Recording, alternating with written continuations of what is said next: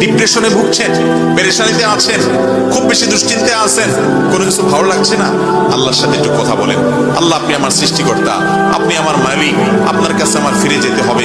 আপনার কত অবাধ্য হয়েছি, কত নাফরমানি করেছি, কত সীমা লঙ্ঘন করেছি, কত নির্দেশ অমান্য করেছি, কত নিষেধ লঙ্ঘন করেছি। আল্লাহ, এগুলোর জন্য পাকড়াও করলে আমার কোনো উপায় থাকবে না। মালিক, এখনো নাকের ডগা নিঃশ্বাস আছে, এখনো ক্ষমা চাওয়ার সুযোগ আছে। আপনি ক্ষমা চাইলে ক্ষমা করে দেন। আমি তওবা করছি, আর কখনো নির্লজ্জ কাজ করব না, আপনার নাফরমানি করব না। আপনি আমার অমুক পাপটা মাফ করে দেন, তমুক পাপটা মাফ করে দেন, আমাকে পাপ থেকে বাঁচায় রাখেন। আল্লাহ, আপনি আমাকে হেফাজত করেন। আপনি হেফাজত না করলে আমি নিজে নিজে বাঁচতে পারবো না। মালিক, আপনি রহম করেন। আল্লাহর সাথে একটু কথা বলেন।